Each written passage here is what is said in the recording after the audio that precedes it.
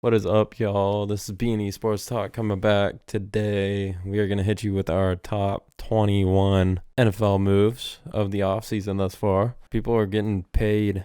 First off, this has been like the greatest first week of free agency that I can remember since I've been an NFL fan.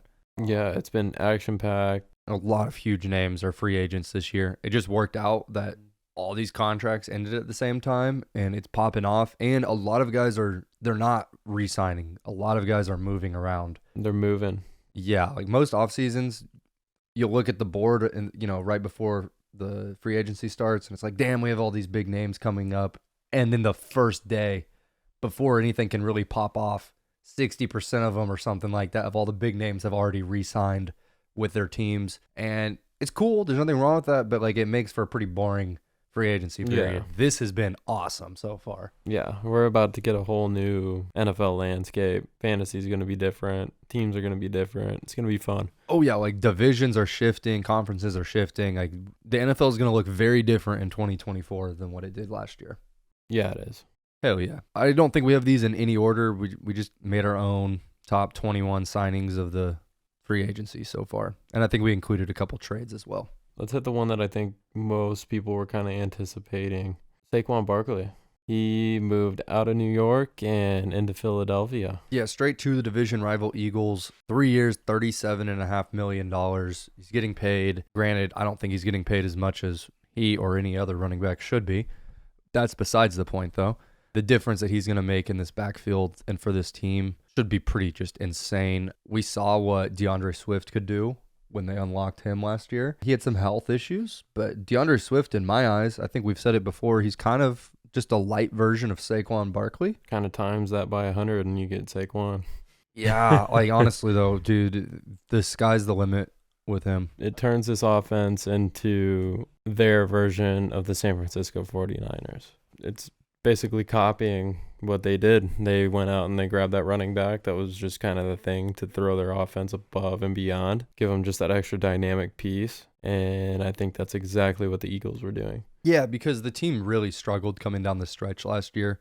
And I don't think, the running back position is the reason for that. The defensive side of the ball was just as big to blame as the offense. However, just getting a new face in the room, somebody that is that hard. Like, like this guy can make a difference on your team just by being in the room.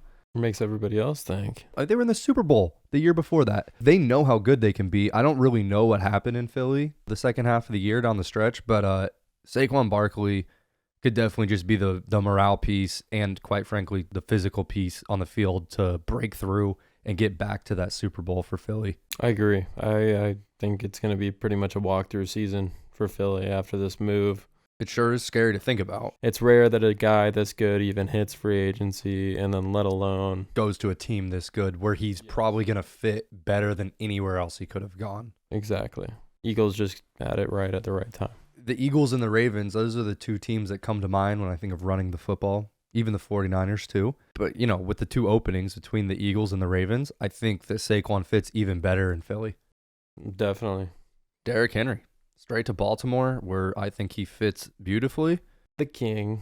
Man, he's fitting right into Baltimore perfect. A running offense. Granted, they just got rid of a bunch of pieces of line. I feel like they filled that in pretty good through the draft. Give them a bunch of young big boys to run behind. Yeah, hopefully they can attack those open O-line positions through the draft because Derrick Henry is getting a little bit older. They signed him to a 2-year deal worth $16 million. I believe that he still has it in the tank. We're obviously huge Derrick Henry fans. I think that this opportunity is going to be amazing to be able to run out of the backfield next to Lamar Jackson. It should be unstoppable in theory. As long as they get their line settled and everybody stays healthy this year, I don't see why the Ravens aren't in the AFC Championship again. It's essentially doing the same thing that I was just saying, that the Eagles just copied the Niners for. They're filling themselves into a luxury that they didn't have before, and now they're grabbing it because they know that they have what they need to make it to the top level. They just need that piece to throw them over the top. Yeah, man. I mean, the Ravens do all this running of the ball, and they never have just like a true bell cow back like Derrick Henry can be. And they don't even need to run him like crazy like the Titans did. They have Lamar, and they're going to have another supplementary running back getting touches. I know the Ravens will. They always will. It's just always been a matter of health with this team.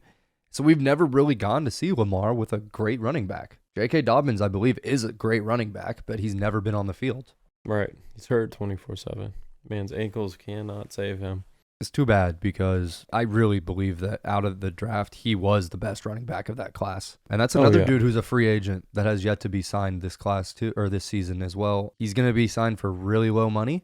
And if he stays healthy and ends up being good, like we all know he can be, he's going to be a bargain for whoever signs him. Yeah, he'll give you some low money value out of the free agency position. Yes. It's going to be nice.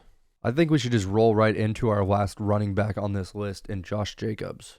Yeah, man, just another fun move for a team that looked up and coming last year that was really good. And honestly, already had a really good running back, but they just said, screw it, let's get even better. Spend a little bit of dough on a spot that they can afford to spend it right now. They have a lot of cheap pieces at the moment.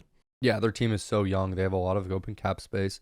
I like the signing of Josh Jacobs. They locked him down for 4 years.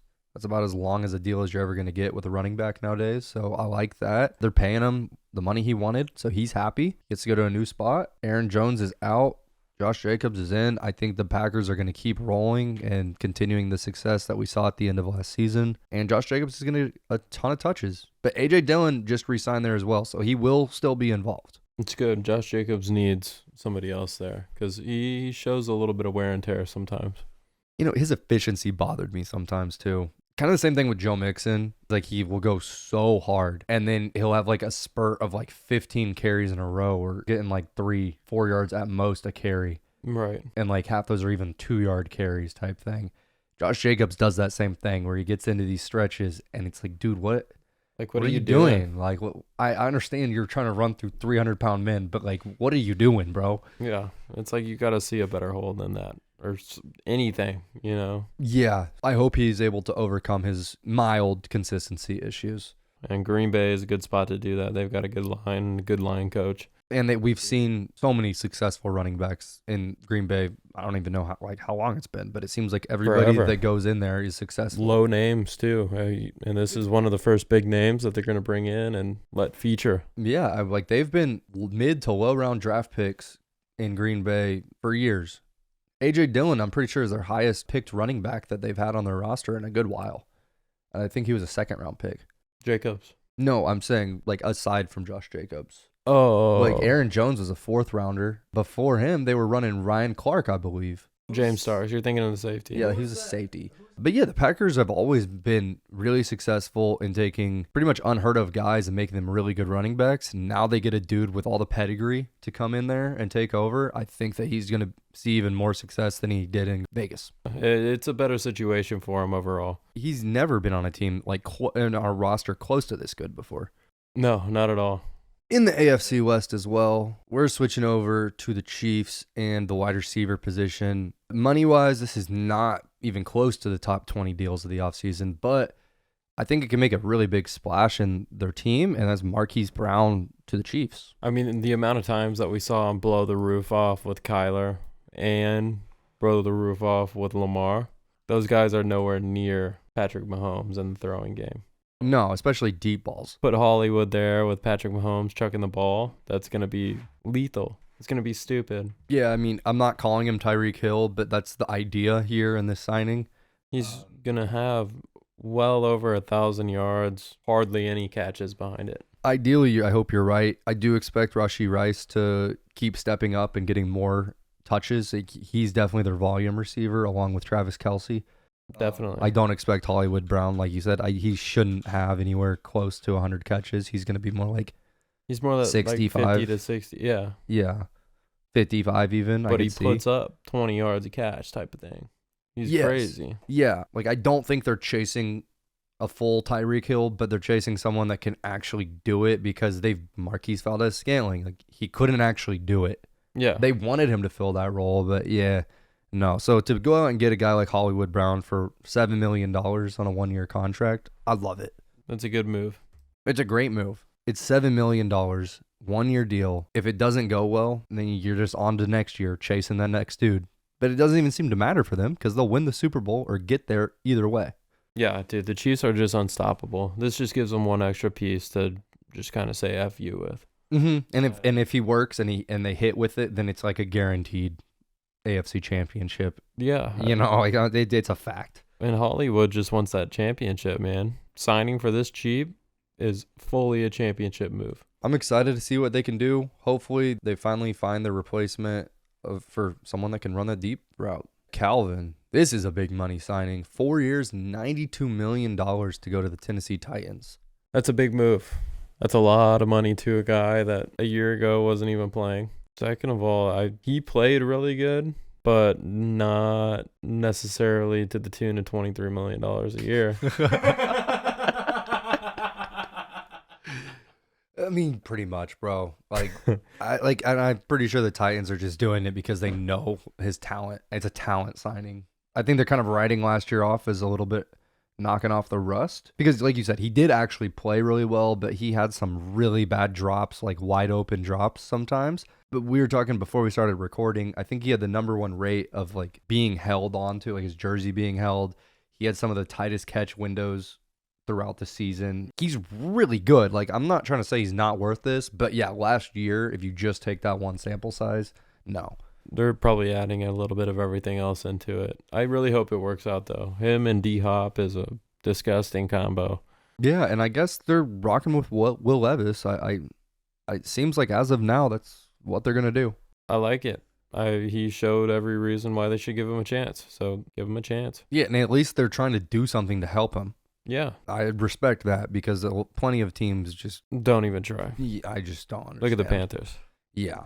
The Bears receive Keenan Allen and the Chargers receive a 4th-round pick. For what you're getting and what seems to be for a rookie quarterback to walk into, having a guy like Keenan Allen it's huge. That is a truly like Mr. Reliable when he's on the field. When he's on the field is a huge asterisk here. Yeah. I mean, last year he proved healthy, though. He came back and he did some strong stuff on the field. I'm not worried about him getting like huge injuries and things like that, but it seems like every year he gets the naggy ones. Yes, like he gets the naggy ones where he's missing like anywhere from 2 to 6 weeks. But dude, like 2 to 6 weeks on a team like the Bears will tank your season. Oh yeah. Yeah. If he misses any time, it's severely going to hurt him. This is solely a move to make their new rookie quarterback feel comfortable. That's it. Yeah, because now they can really just use DJ Moore as an athletic dude. Yeah. And Keenan Allen doesn't even need to push his body quite as hard. Even though they had Mike Williams in San Diego or in LA where he didn't have to be the more athletic dude. Mike Williams was also never on the field. Keenan Allen's making plays all over the place, looking like an acrobat. Right. I think that'll be more of DJ Moore's job. Definitely. And Keenan Allen will be the possession receiver that turns up some yards after the catch here and there, but just being like a true route runner and being open for this guy 10, 15 yards down the field, play after play. Yeah, that's mainly what he's going to be. And it's just going to be really good for him. Mm-hmm. The only thing that makes it a top 20 move is that how stable he's going to be for that rookie quarterback. Yeah, and if it is Caleb Williams, which I'm assuming it will be, I think that'll be pretty damn good. Watch him draft Drake May and just completely fuck everything. Get Mitch Trubisky 2.0. I think he's better than Trubisky. I'm not trying to say that, but North Carolina, imagine the Bears pick him. That would be fucking hilarious. Who is next on our list? The Jets got 3 big names right here. They're going in to fill their offensive line. That is clearly their biggest weakness. They tanked Aaron Rodgers' season 2 plays into the year with it. Their offensive line it was horrid. It was one of the worst in the league. They got Tyrone Smith, they got John Simpson, and they got Moses Moody. Not Moses. Morgan Moses. Morgan Moses. Yeah. Sorry. Okay, so that attacks their left and right tackle and a guard spot. This is huge for Aaron Rodgers coming into the season because, quite frankly, yes, Aaron Rodgers needs weapons, but more than that, he needs protection. He can make his skill players way better than what they actually are as long as he has time to throw the ball and throw them open. Yeah, definitely. This is it right here. Like the fact that the Jets are, the fact that it took them an Achilles injury to figure out that they had to do this for Aaron Rodgers is kind of mind-blowing, but at least they're doing it. I think they were kind of hoping Mekhi Becton would at some point figure it out, but he's just kind of been a hurt mess for his several years. Which sucks because coming out of the draft, I thought that guy was insane. Really going to be like the next great O-lineman. Yeah. Like a generational type O-lineman. He just stays hurt. Yeah, but his workouts and stuff, like watching his like pre-draft videos, and it was insane. Like this guy was a tank. He still is a tank, but like Brady said, he just can't stay healthy. Yeah. But yeah, this is massive for the Jets.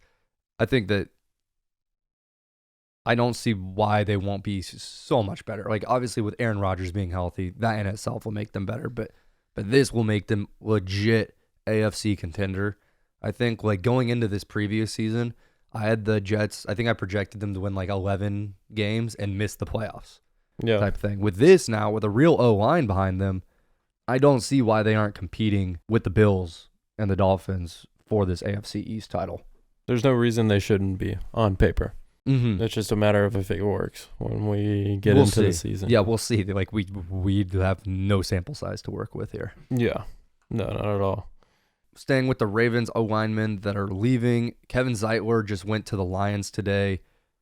The Ravens O-line has kind of been depleted for real, so they need to hit it in the draft or scoop up whatever leftovers are sitting out here on the free agent market. Most of these big names have been signed now. There are quite a few tackles left, though. But yeah, they need to figure that out soon, like now. Yeah, ASAP. Mm-hmm. Kevin Dotson re-signed with the Rams.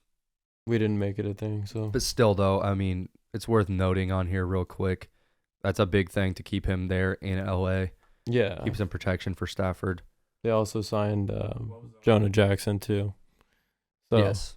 Those are just big things to shore up the line. Keep them healthy. And keep them competitive, quite frankly. Yep. I believe that's all the linemen on our list. Let's switch over to quarterbacks. Sam Howell got moved to Seattle. Yeah, man, that's a big one that reaches our list. He's got a lot more potential than people are giving him credit for. People forget that he was a 16-game starter last year because of one game of injury. Yeah, bro, like Sam Howell, he was playing on a team that was, quite frankly, depleted of all weapons outside of Terry McLaurin and I guess Jahan Dotson. He was never in a good situation. He still put up stats yards-wise. He didn't get as many touchdowns as we would have liked him to have had. Definitely had some turnover problems. It was game by game for Howell. Mm-hmm. Like, he would have games where it's legitimately like close to 400 yards and a couple touchdowns, no turnovers. Like, this is the guy. And then the next week, it's like 165 yards and 2 picks. Yeah. So there's clearly a lot of work growing to do with him. And I think Seattle's a great place for him to go. It seems like the land of stability in the last 15 years of the NFL. Them and Pittsburgh. Yeah. Like, those are 2 solid places where they don't really change their win record a whole lot. No. It just kind of sits right there in the middle. But, like, always on the winning side. Yeah. Pretty much, for the most part. Is Geno back? Did we figure that out? Yeah, he signed a 2-year contract last offseason. That's so right. He's got one more year. And I think even though their games are pretty different, Geno's a mature dude that's been in a lot of quarterback rooms with a lot of different types of quarterbacks. He's going to know how to mentor Sam Howell. Definitely. And I think that Geno's a great dude to do it. We saw Drew Lock go out there in his one chance and go crazy. I'm not saying that's because Geno Smith was mentoring him, but it might have had something to do with it. Definitely. Having a veteran quarterback in the room that has that much knowledge is nothing but a bonus. Mm-hmm. So I'm excited for Sam Howell, really. We'll definitely see Sam Howell starting again in the NFL at some point in the future. For sure. The other big trade, Justin Fields to the Steelers. And I don't want to get super into this one. We're going to make a different video about this. A 6th-round pick that can turn into a 4th-round pick is all the Bears got back for him. They're just flipping the page and going straight for the new shiny object. I completely disagree with it, but it's what they're doing. And the Steelers now have Russell Wilson and Justin Fields in their quarterback room. I think the future looks pretty damn good in Pittsburgh. Yeah, it does. I mean, if everything works out the way that I am imagining the Steelers probably want it to work out, where Russ rubs off some of that knowledge on Fields and Fields learns the offense for a year or two, and then it's his. The way it's looking is Russ is going to start, and then Fields is going to back him up, and Fields is going to be a free agent after this season because the Steelers are not going to sign him to his 5th-year option because that would pay him like $25 million. If they sign the 5th-year option. They don't even have the option to. They're not the drafting team. Yes, they do. Because they with the trade, they take his original contract. But there's no way in hell, assuming Russ starts day 1, there's no way they're going to do that. And then they're going to re-sign him for cheaper because he won't have any playing time. No one else is going to pay him. They're going to get him on another really good contract. Dude, he's just going to keep fucking going. Like, I think he's going to be really good there. We just started to see Justin Fields start to come up. Yeah, I don't really want us to talk anymore about on this in this video, but this is definitely a massive move. The Steelers went from Kenny Pickett and Mason Rudolph to Russell Wilson and Justin Fields. Pretty good exchange. They're not paying much for it, and they essentially gave up nothing for it. Yeah. Like when it's all said and done. For real. Like the Steelers won so far. The Steelers are winning the quarterback free agency. Speaking of quarterback free agency and people who are winning, it's Kirk Cousins. Always. Every single time he's due, he wins. Too bad it's not the playoffs. To be real with you, like, you know how high I am on Kirk, but at the same time, like, this is a total Kirk Cousins spot. Like, this is the team that embodies Kirk Cousins, or Kirk embodies the Falcons. Oh, yeah. Like they're going to flop hard as shit when it counts. Dirty birds. Yeah, bro. I don't know. I mean, they're going to be pretty fucking...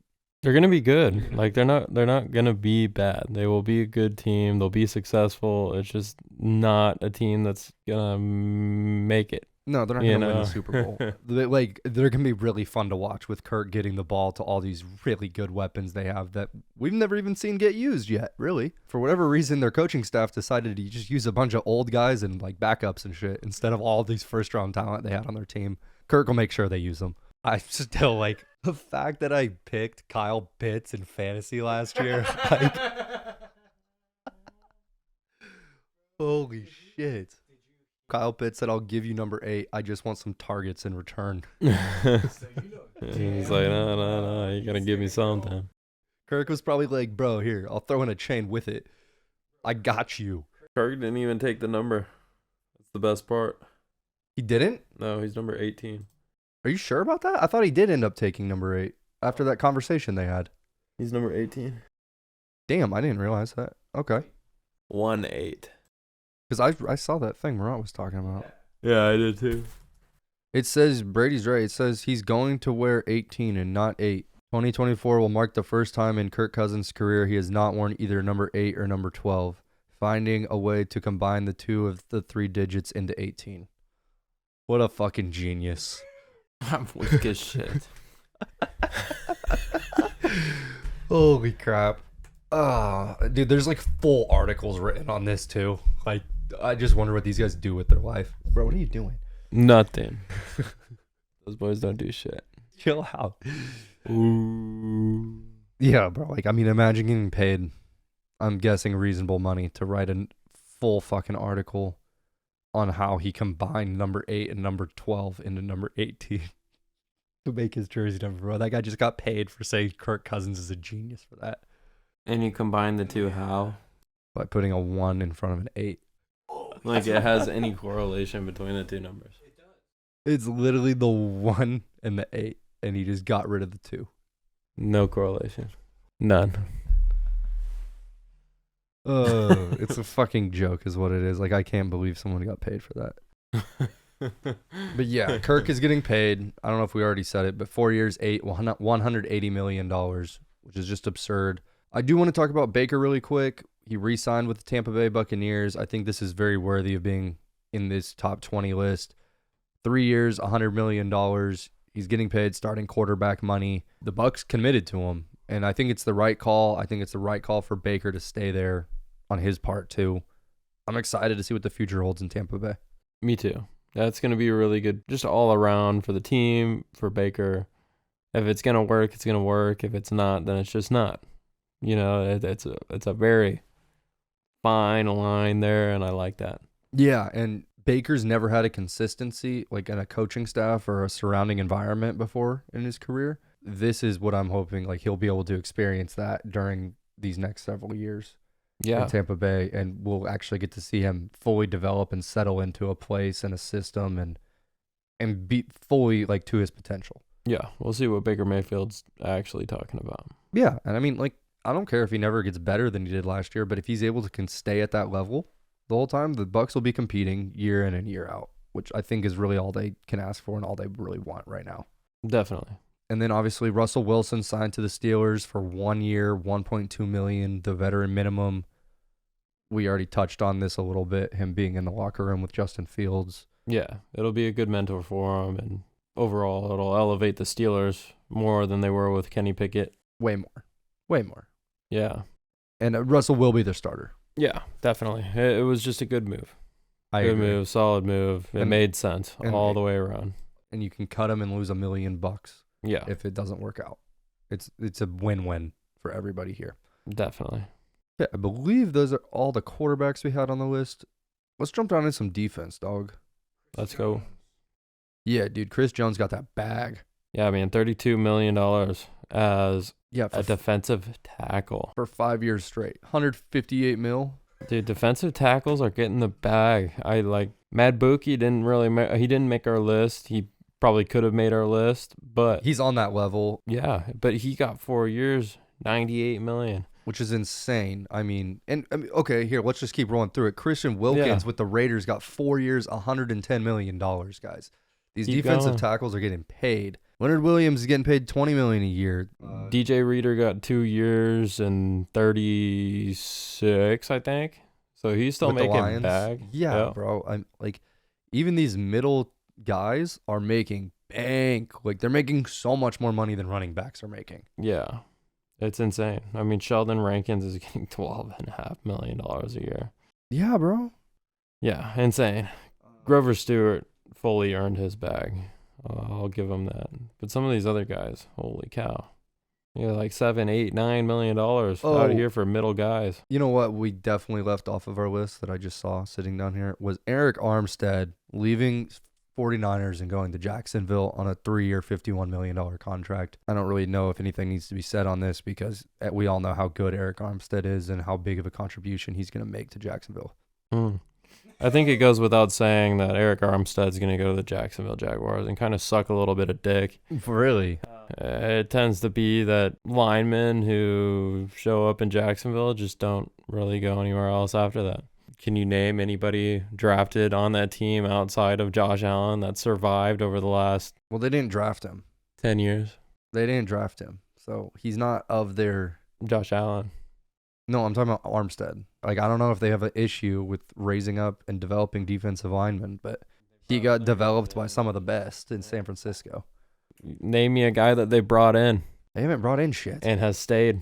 They have. They brought people in. Well, dude, yeah, like They just don't nobody stay. ever stays in Jacksonville, homie. Like, it's not just D linemen. Like, nobody wants to stay in Jacksonville, bro. It's because they go and they suck. No, it's because they go and they get paid 3 years for $51 million, and they're like, all right, peace, guys. Booty. Like, see ya. We didn't win shit while I was here, and even if I wasn't here, you would have won the same amount of games. Like, Eric Armstead's going to be invaluable to the team.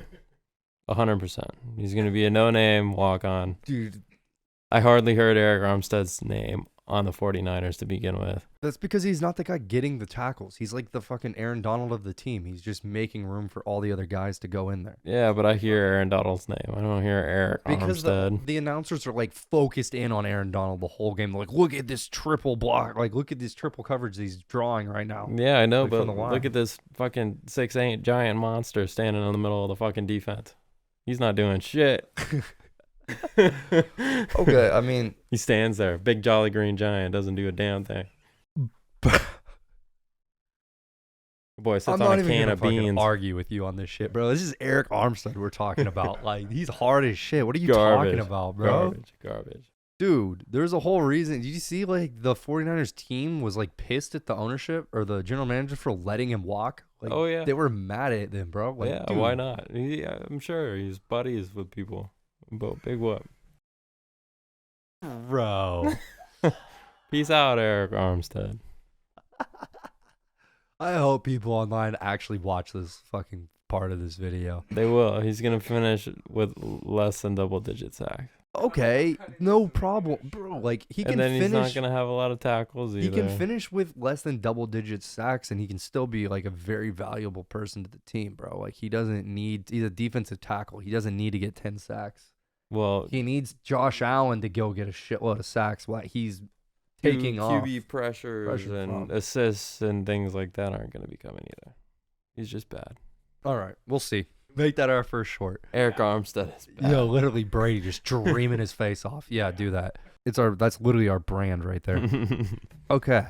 I guess speaking of shitty Jacksonville Jaguars defensive ends and linemen, Josh Allen got franchise tagged. I actually said other than Josh Allen. All right, whatever. He got franchise tagged by the Jags. $24 million for the season next year.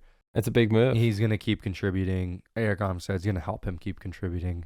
No. Moving on. Brian Burns got franchise tagged by the Panthers and then immediately traded to the New York Giants. The Giants are building one hell of a defensive line. Nothing That's else. about it. Yeah, right now on paper, they've got one of the best defensive lines. I don't see them winning games, really. Not at all. It's definitely a good basis to start with, though. They can get a secondary behind that. They can build a really good defense pretty quickly. They just need to find a quarterback. Yeah, offensively, they're in hell. Yeah. Up next, Daniel Hunter. Yeah, hell yeah. Dude, this is Massive. huge. 2 years, $49 million to Houston. That is a 6'7" defensive lineman I want on my line. Not Eric Armstead. He's an edge rusher. Fucking so is Eric Armstead. You go look at his shit, it says defensive end. He's a tackle, bro. I don't give a damn. Okay. When you go plug him in, when you plug him in fantasy, what's his position? Defensive tackle, yeah. No, Yeah. defensive end. Fact. Fact check it right now, live. Right here, live, fantasy app. Let's see if Brady's a capper. Not at all. Defensive tackle. Arm dead. I mean, he definitely Boom. does play on the end. Like my nads. It's a defensive tackle, Oh, shit. dipshit. No. I mean, like, you're not wrong. Like, they definitely will line him up on the end sometimes, but no, he's a defensive tackle, bro. It's all right. They juked me out. Lick my nuts, you They fuck. juked. They juked me out.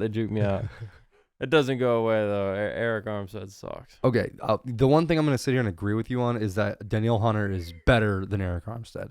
Yes. Danielle Hunter is hard as shit. And the Texans, though, they lost Grenard, which definitely, that hurts. Replacing them with Hunter, though, it's all good. It's older and better Mm-hmm. is the way it chalked up to be. Grenard was younger and maybe had some potential behind him, but he was not necessarily ever going to be as good as Daniel Hunter. Yeah, well, and Grenard went and signed a 4-year deal for $76 million, whereas Hunter just signed for 2 years. Granted, for $49 million, it's more money per year. That's okay, though. I think that the Texans feel better about not being on the hook for 4 years. Definitely. And they get to pair him with Will Anderson. Roll Tide. Roll Tide. That line is going to be filthy. The Texans are going to be a little bit better this year than they were last year, and hopefully they win another playoff game. Yeah, man. I think they have got some good stuff coming for them, and this just helps it out that much more. Yeah, this is huge. Oh, Bryce Huff. Yeah, he got paid pretty well, too. 3 years, $51 million. That'll be a really good signing. That's not a name that anybody was really paying attention to, but he quietly had I think he had like double-digit 10 sacks. Yeah, 10 or 12. 10 or 12, I think. Something like he hit a lot of sacks last year. I should have pulled up that stat before. He was rolling with the Jets, and he's going to be joining the Eagles' already pretty damn good defense. He'll be sitting right there on the other side of Hassan Reddick, and that'll be looking real nice. Mm-hmm. I do believe Fletcher Cox retired. He did, but Big Jordan Davis came back hard as hell, and that goes without mentioning that they had the Defensive Rookie of the Year. Yeah, Jordan Carter, bro. Hell yeah. So good and so big. It's fitting. Okay. Oh. I just got that. Fuck, who were we talking about? Puff, No. Davis, No, Eagles, Jordan, Davis, no, the fucking rookie from Georgia. Jalen Carter. Jalen Carter. God damn it. Yeah, dude, no. It's fitting, though, that Jalen Carter just came into the league with Aaron Donald retiring, because that is truly, like, the next guy to be that defensive tackle and fill the middle, and pairing a dude like Bryce Huff with a dude like that, their defensive line is going to be pretty fucking filthy. Yeah, it's going to be really good. Down to the secondary really fast, I just wanted to throw in here that L'Jarius Sneed signed a franchise tag for the Chiefs. He's probably going to stick, too, just because nobody wants to pay him that extra little bit of bag. Yeah, I mean, So unless he re-signs this year with KC for an extra couple of years, I don't think he goes anywhere but free agency after this season. yeah, I'm with you. I kind of see him as staying with the Chiefs for as long as he possibly can. And I see the Chiefs wanting to make that happen. Yeah. Jalen Johnson re-signed with the Bears. That's not really a surprise to me. It's nothing flashy, but it is what it is. Antoine Winfield Jr. was franchise tagged by the Bucks. Kyle Duggar was franchise tagged by the Patriots. Cameron Curl signed with the Rams, and Xavier McKinney signed a pretty big 4-year, $68 million deal with the Packers. Massive. And just because I'm a Broncos fan, I'm pumped for the Brandon Jones signing. Man had 8 sacks out of the safety position last year, so eager to see if he can get us a little extra oomph. Yeah, hell yeah. Yeah, dude's hard as fuck. I love watching safeties get sacks. I think we're going to make another video of just the linebackers because there's a lot of really good names in there that I don't feel like are worthy of top 20 or 25, however many names we just mentioned. But yeah, there's a ton of pretty solid linebacker names that just got signed to new places that we need to go over. So we'll be back with that soon. Yep. Please like, comment, and subscribe, and check us out on all of our other platforms. And take it easy, guys. See ya. See ya.